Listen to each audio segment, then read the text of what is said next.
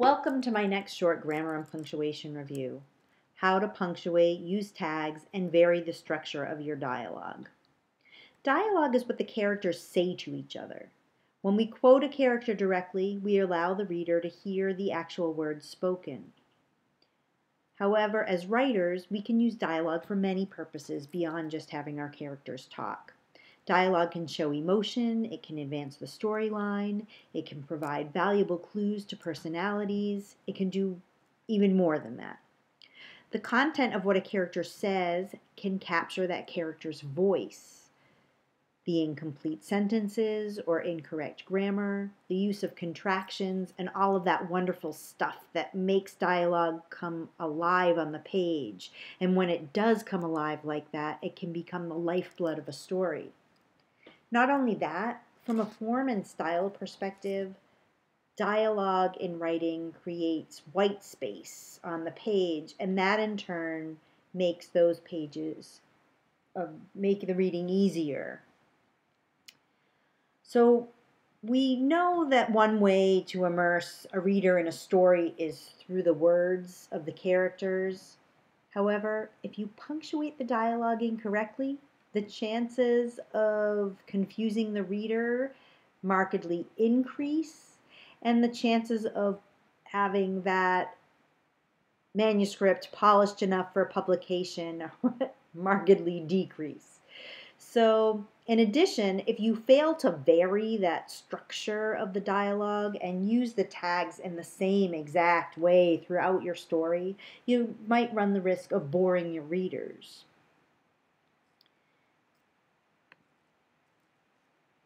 So pay careful attention to the placement of every comma, every quotation mark, question mark, exclamation point, period on all the examples in this presentation. The first rule I want to go over is periods and commas precede the closing quotation marks. Whether it is a single or double quotation mark, the comma should be placed inside the quotation marks, even though logically it often seems not to belong there. Take this simple example. Open quote, I will find out, close quote, comma, said Sally. There is a misplaced comma. The second line here, with the comma inside the quotation marks, is the correct way to write this dialogue. In the next example, I will find out, Sally said. The first period should be a comma.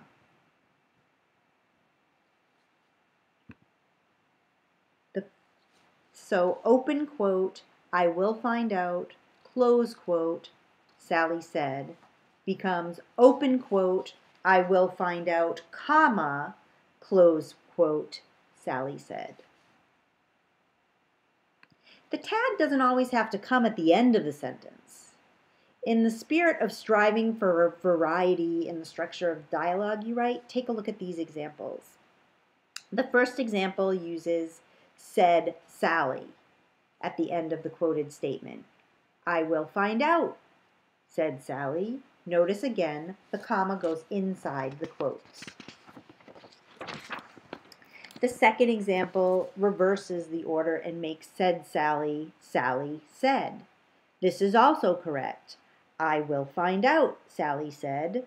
Here again, the comma goes inside the quotes. The third example moves Sally said to the beginning of the quote, so the reader knows who's speaking before Sally's exact words are quoted. Sally said, I will find out. Because the quote in this example is placed at the end of the sentence, we place a period inside the quotation marks, but a comma after Sally said before the open quote. The rule is worth repeating. Periods and commas are treated the same when it comes to placement inside the quotation marks, whether it's part of the quote or not. Periods and commas should be placed inside the close quote of the quotation marks. Sometimes the tags can interrupt the flow of the quoted sentence, as in example number 4. I will find out, said Sally, when I finish what I'm doing now. When that happens, there's a comma both inside the quotation mark before the tag and after the tag. See the second comma between Sally and the open quote immediately following? Sometimes a tag can interrupt the flow of the quoted words in action. Take the last example on this slide. I will find out, said Sally, turning toward the computer. What did you say his name was? Notice here the comma inside the quotation marks before said Sally, turning toward the computer. The period after computer, ending the sentence, and then a new open quote. Because this new quote is in the same paragraph and directly follows the tag and descriptions of the speaker's action, the reader will know that Sally is still talking. Question marks. A question mark should be placed inside the quotation marks only when it's part of the quoted matter. So here, the ambassador asked, comma, open quote, has the Marine Corps been alerted, question mark, close quote. We put the question mark inside the quote because the ambassador is asking this. The speaker is asking a question. In the second example, why was Farragut trembling when he said, comma, open quote, I'm here to open an inquiry, close quote, question mark. The question is being asked by the narrator or by somebody else speaking, right? The speaker has made a statement. The narration here is asking a question about the statement made. Therefore, because the question is not part of the quoted words, the question mark falls outside of the quotation marks. Exclamation point is treated the same way as a question mark when it comes to using it in a quote. An exclamation point should be placed inside the quotation marks only when it is part of the quoted matter. So because the first sentence is the speaker's exclamation, the exclamation point goes inside the quotation marks. The woman cried, "Those men are beating that child!" In the second sentence, the narrator is the one exclaiming. In other words, it's not part of the quoted material. Therefore, the exclamation point goes outside of the quotation marks. Her husband actually responded, "It's no concern of mine." The speaker was her husband, but the narrator is talking about the statement that he made, and that's the surprising part.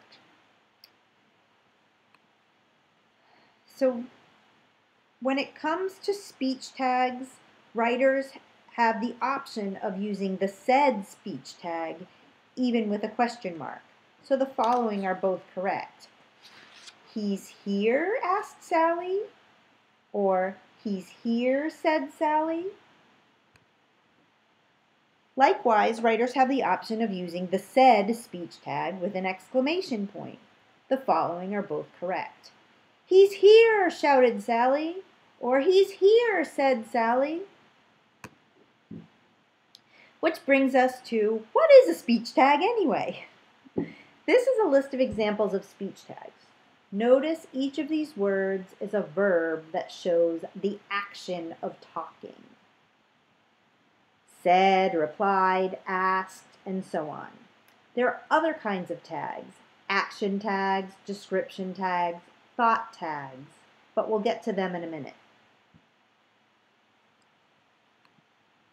Adverbs with speech tags. Some writers overuse adverbs with their speech tags, perhaps in the belief that it makes the speech livelier. For example, "Oh no, here comes trouble," said Paula emphatically, or "I'm happy to be here," said Susan enthusiastically. It's fine, it's not against the rules, but overuse of adverbs can detract from the reader's enjoyment of the story, I guess. And I would recommend using them sparingly or using them just for a very specific effect. Remember how the speech tags at the end of a sentence is introduced with a comma inside the quotation marks? Action tags are verbs that show the speaker's facial expression or body language, and description tags provide some description of the person speaking.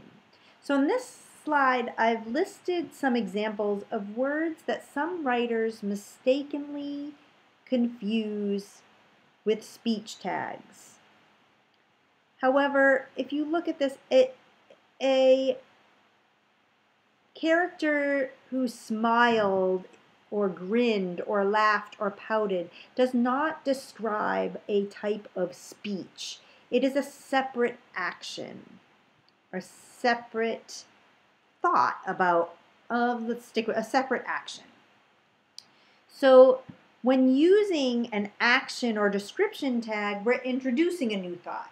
So a quote before an action or description ends with a period inside the quotation marks, not a comma. So here, open quote, I will find out, comma, end quote, Sally smiled, is incorrect. The correct way to write this sentence would be, open quote, I will find out, period, close quote, Sally smiled, period.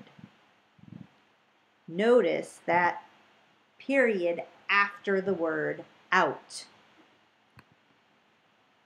If you break the flow of a quoted sentence with the speaker's action, it looks like this. Notice there are 3 separate sentences. Each ends with a period. The periods for the quoted sentences are inside the quotation marks. Sometimes the action is more detailed than just a smile or a laugh or a grin, right? Facial expressions and body language that are more detailed than that could serve as a tag also.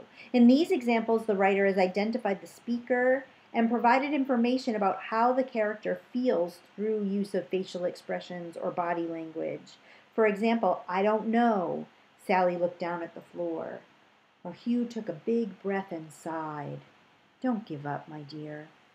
Notice again that these are description tags, not speech tags. Therefore, they use periods, not commas, after no in the first example and after sighed in the second. Another way to identify a speaker is to tag the dialogue with a thought, an inner thought of either the speaker or the storyteller. The dialogue might be broken up by an inner thought. Here comes Ralph, period. Sally wondered what he was doing here so early, period.